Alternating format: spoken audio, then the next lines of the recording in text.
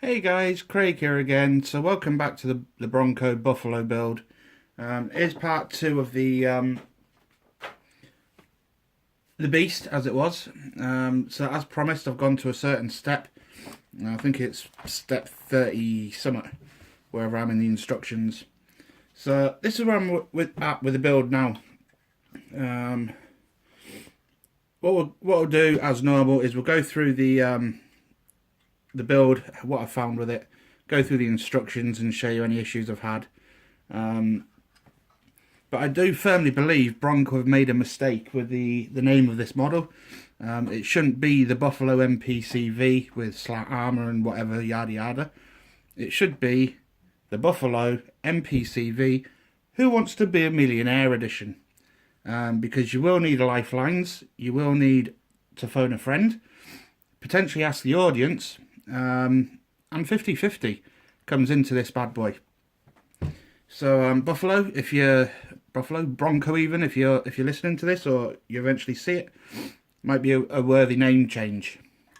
So where we left you then, I was building the interior. So as you can see, the majority of the vehicle's done. So we'll go to the interior then. So something that I've found with this is pretty much there is next to no reference material for the vehicle at all, particularly the interior. So you are heavily reliant on colour charts from the actual instructions. But looking at the interior then, as you can see, it is super detailed. Let's try and get zoomed in a little bit into there.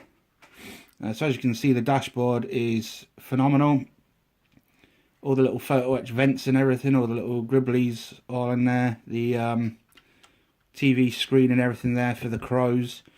The detail on the seats is absolutely phenomenal, with the moulded in seat belts and the like.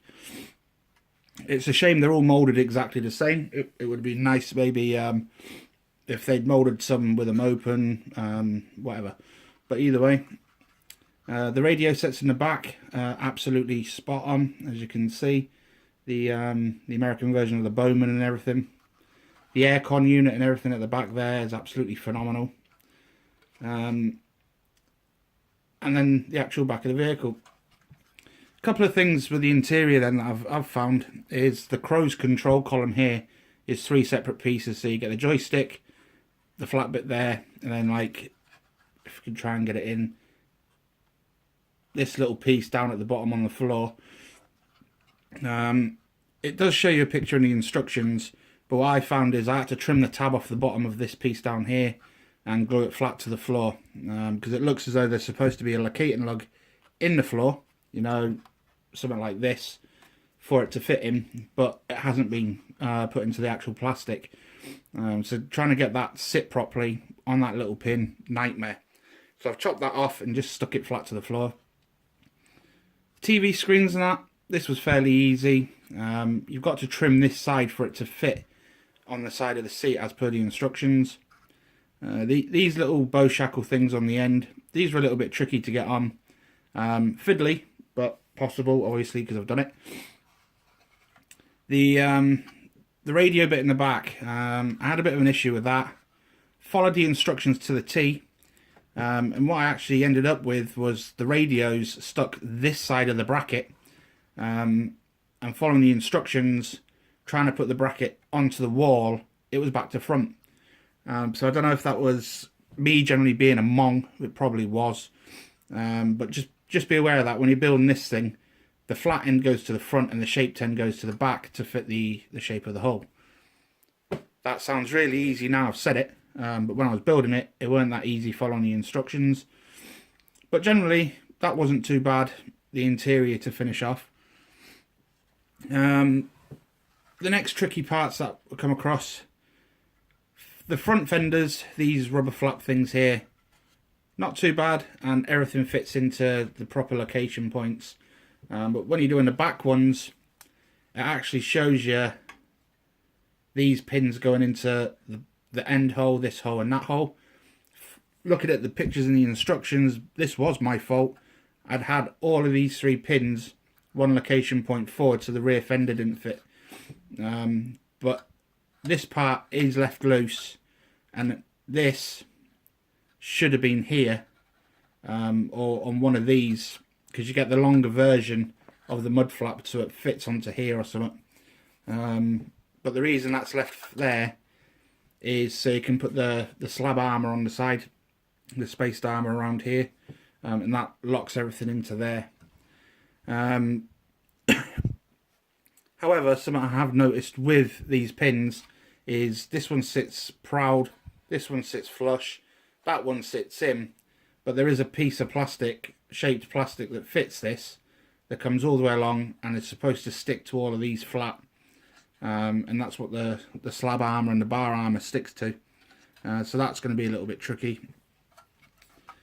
Building the bonnet and everything at the front, not too bad. The photo etch here, there's holes to put the handrails. I'm going to put little brass ones in there and solder them to the actual photo etch, just because the plastic ones are not sticking properly, because they only just fit the holes and there's not a lot in there for the glue to nip to the actual handles.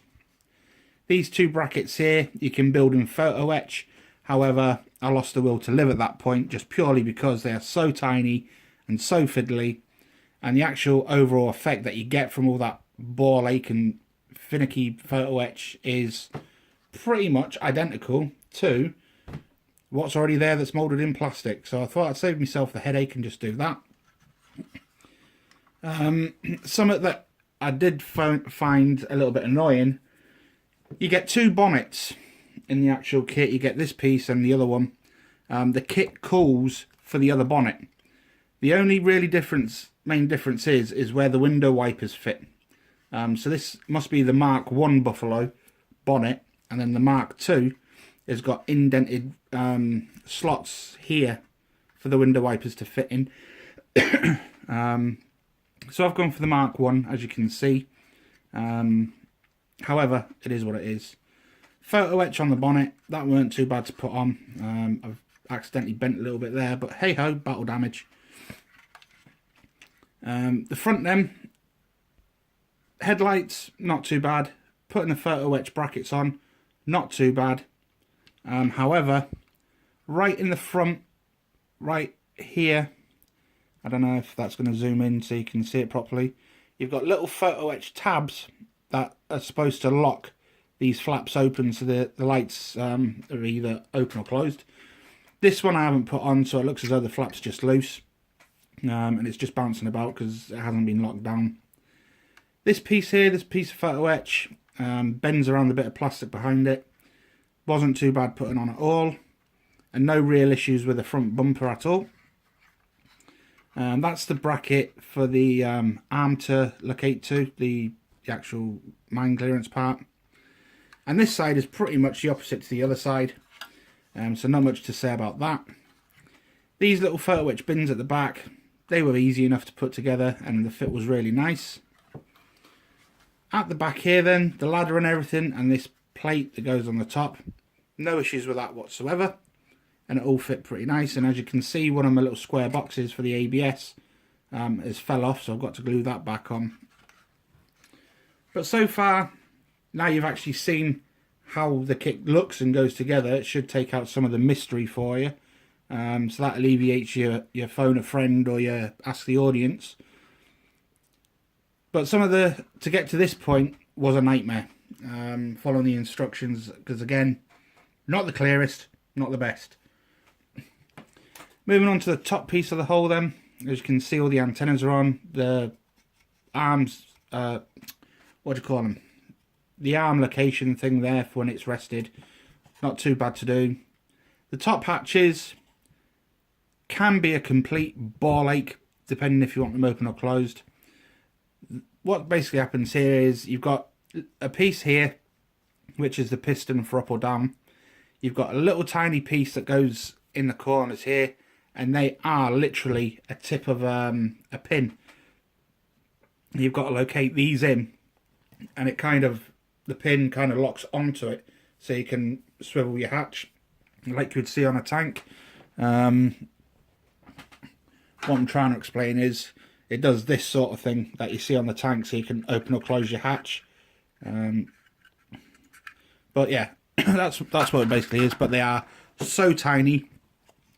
I actually lost one, but it's a good job that the one I lost was the one where the crows is going to fit anyway. So if you're going to put the crows on, you've got 2 spare, so it's not too bad.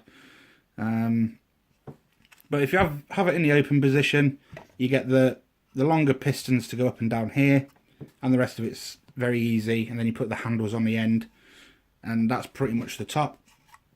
Spotlights on the roof, no issues with that at all. The photo etch at the bottom, fairly easy to bend, no issues there. Little spotlights that go under the windows, just here, these were fairly easy to do. Basically it's a little bit of photo etch, you bend it up to a certain degree and then stick the 3 clear pieces on. That's on both sides. You get a little bit of photo etch here, which kind of, again, was a 50-50 guess as to how that actually locates. But looking at other people's builds, I think that is pretty much how it sits. There, wrapping around this bracket here. The back door, absolutely no issues with the back door at all. Really detailed, easy to build. This side, again, is pretty similar to the other side. It just needs a little bit of sanding up. Armoured window and handles and stuff, dead easy. The antennas and the IED antennas and everything, they're all fairly simple to build. And the kit actually calls for melting the plastic sprue and stretching it for the antennas. However, I've got some carbon rods somewhere that I'm going to use for that. On the inside, I haven't put them in yet because I need to paint the inside, but basically these 6 holes are for the interior lights. But inside there is nothing too dramatic. That all goes together pretty sweet. The only exception is this control box here. I don't know if you're going to be able to see it through the window. This thing just in here. It actually called for a very, very tiny bit of photo etch bracket to go around the top. I actually bent it, so I've just binned it. But once the glass is on there, front and back, you're never going to see it anyway. So that's more for the rivet counters there, that you know it's there. So it'll make you happy. But for me, it's just staying off. So this bit, as you saw at the beginning of the video, fits straight forward, and it fits straight onto the cab with no issues. And once that's glued in, a little bit of putty down the seam here, and that'll go. So that's pretty much where I'm at. Not much else to tell you really about this. As you can see, the detail on it is absolutely phenomenal, as you'd expect from some of this stature. Bronco's done a really good job with the actual kit itself and its look. However, the instructions are less to be desired. We won't cover crows just now because I haven't built it. So the first thing I was telling you about was the bracket for the radio. So if you look at this, you can see the bracket is clearly shaped that way. It all goes in. And what I've clearly missed is, as that's gone in with this piece here, it's put the bottles in at the bottom already. And then it went to there, and I have been among and literally stuck it in the wrong way around. So I'll hold my hand up to that one. Bronco, you're off the hit list for that. So that was my bad. But yeah, if you're not careful, if you just follow this and just bang it in without actually paying attention, you'll do exactly the same as I did. We've done the bumper already at the back. There is absolutely, oops, I've just knocked you all over. Absolutely no issues with any of this here. That's the rear bucket in the back of the load bed. The TV screen on the back of the seat. Radiator. Fitting all the pieces. Doing all the seats. There is nothing wrong there whatsoever. That's all fairly straightforward. These pieces with the round circles on are the clear parts that I've marked. So I remember to put them on at the end after I've painted the thing. So yeah, as you can see here, it's calling for parts P30, which are the little tiny pins which go onto here. If I can find it. I don't think I actually used it. Can I see 30 on here anywhere? Right, so part 30 is these little tiny crosses just here. So that's just a normal size finger to give you some scale. Where's my... Let's use an X-Acto, shall we? X-Acto.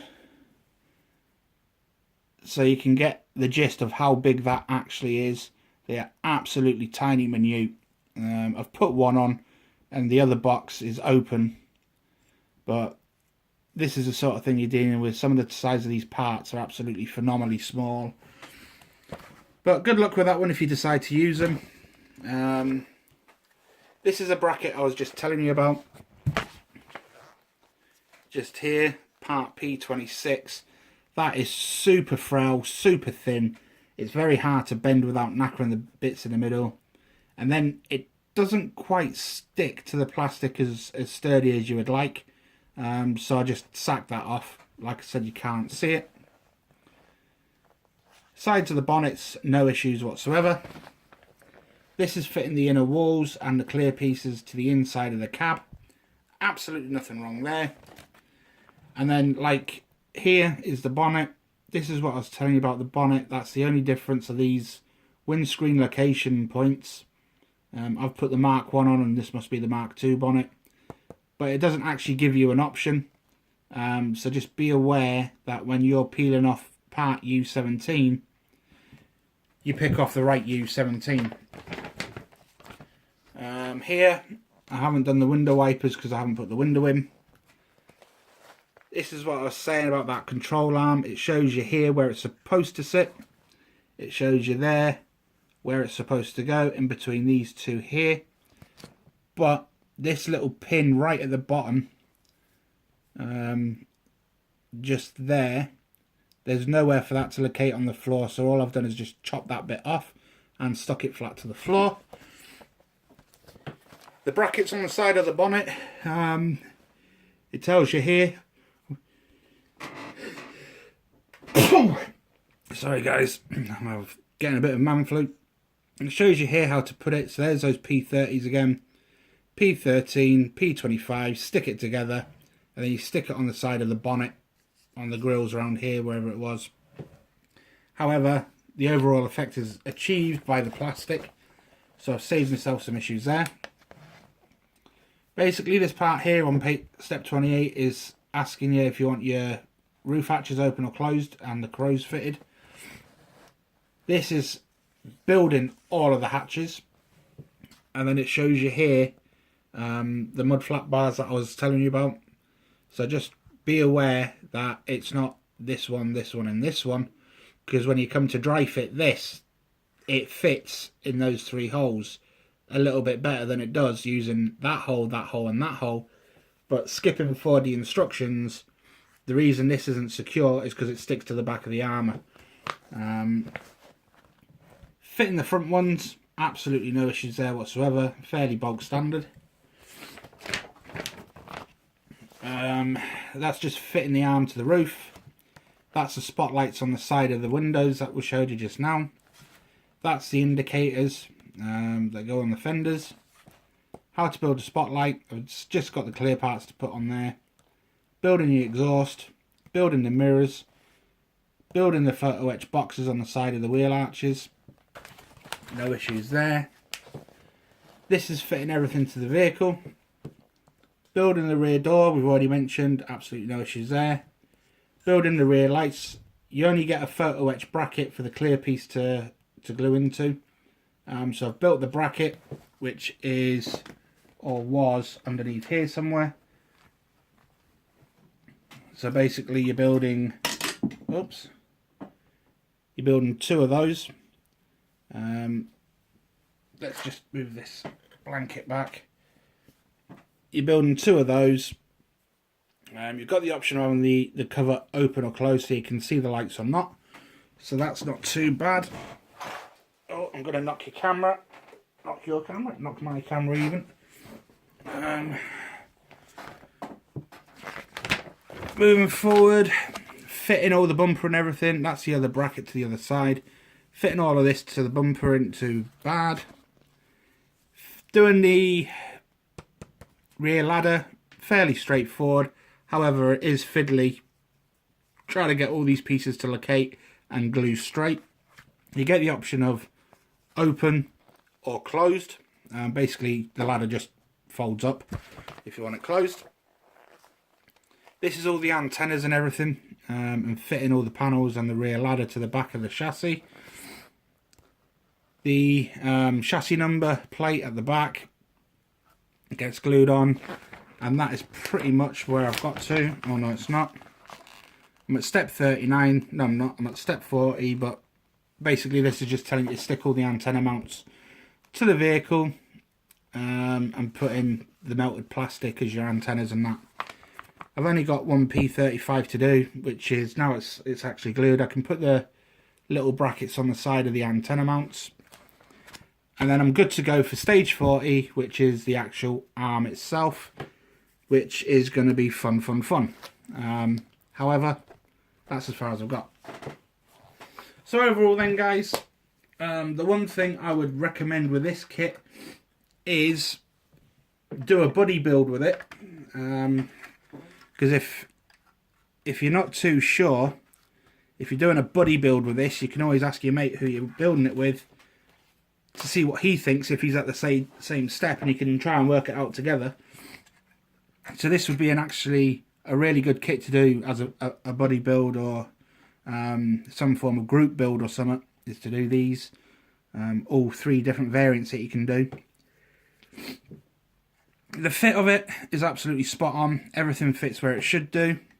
And the detail's phenomenal. So it is, up to this point, a decent model. It's worth the money. But like I said, all Bronco really needs to do is maybe update their instructions and make it a little bit more user friendly, and just be a little bit more clearer on where some of these pieces fit. And a suggestion would be also, is if you're going to have these options, all these extra parts of the different options you can do, like that control arm that's in here, is at least have the option of cutting the little piece of plastic out in the floor, or some sort of location area for it, as well as actually making the indentations or the holes a little bit easier to find for some of these pieces. But overall, it's nice, it's good, it's coming along. It's not a quick 2-minute thing. This is definitely going to take you a fair few hours to achieve. But other than that, I can't really slate it for anything, just other than the things I've already mentioned. So the plan with this is, once it's built, the arm's going to be fully extended out in whatever angle it's going to be at. I'm going to do it on a diorama base. I've ordered the Meng EOD gadgets, the little blokes with the robot and digging out an IED. I've ordered some, I think they're 155mm artillery shells or something. I'm going to dig that into the scenery, into the floor, and wire it up like an IED sort of thing. And the arm's going to kind of unearth it. EOD blokes come in to disarm it and deny it and all that sort of stuff, with scenery going around it. And then that should be good enough for the IPMS Dundee table for Perth model show in April next year. And then that's one of two that I promised to do. The other one's going to be the Cougar, but we'll talk about that more, because I'm going to light that. I'm going to put all the lights in it, and a few other little ideas I've had, and that should be pretty cool. If it turns out the way I want it to, or I'm expecting it to. So this one's just going to be static, an EOD gadget disarming an IED, and the other one's going to be an action-y sort of thing. But yeah, anyway, that's me. That's the Bronco update. So the next update from here, the interior will be painted, the arm will be built. What's after the arm? And then it's on to the armour, the bar armour. That's all bar armour and lights. That's still bar armour and lights. Yeah, so from here then, it's going to be the armour and bar armour. And then it's painting and weathering. And then this one's finished. the build and the paint process anyway. I've got my paint ready to go. That turned up in the post the other day, so I'm using AK Interactive AK122 OIF and OEF base colour. So that's the colour it's going to be, with maybe some green NATO green pieces here and there. But other than that, that's the update for this. I'm waffling crap as normal, and I don't think we've got anything else to tell you. So yeah, hope you like the update. Hope you've seen where some of this stuff locates a little bit easier than trying to look at the instructions. I have been among throughout the process in places, and if anybody like Steve wants to comment on that, me being among, bring it, is all I'm going to say. But yeah, that's me, and I shall speak to you guys later on. Thanks for watching. Any comments, whatever, as per normal below, and look forward to the next update. Thanks guys.